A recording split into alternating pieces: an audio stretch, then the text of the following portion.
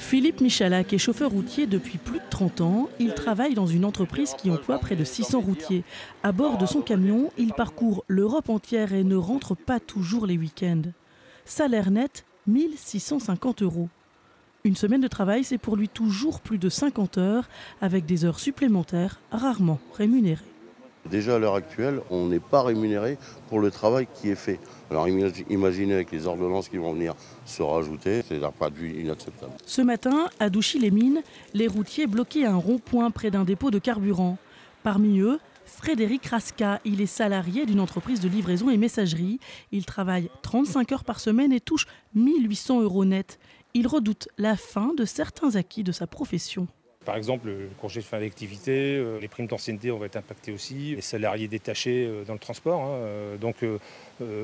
Dans ma division, on n'est pas trop impacté en messagerie. Par contre, dans les grands routiers, ça commence déjà. De toute façon, on voit bien les plaques d'immatriculation sur les routes.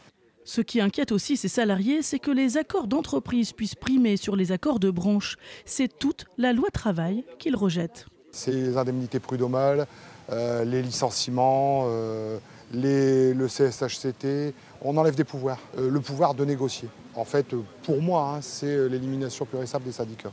La grève est reconductible. Dans le Valenciennois, les routiers préparent de nouvelles actions dans les prochains jours.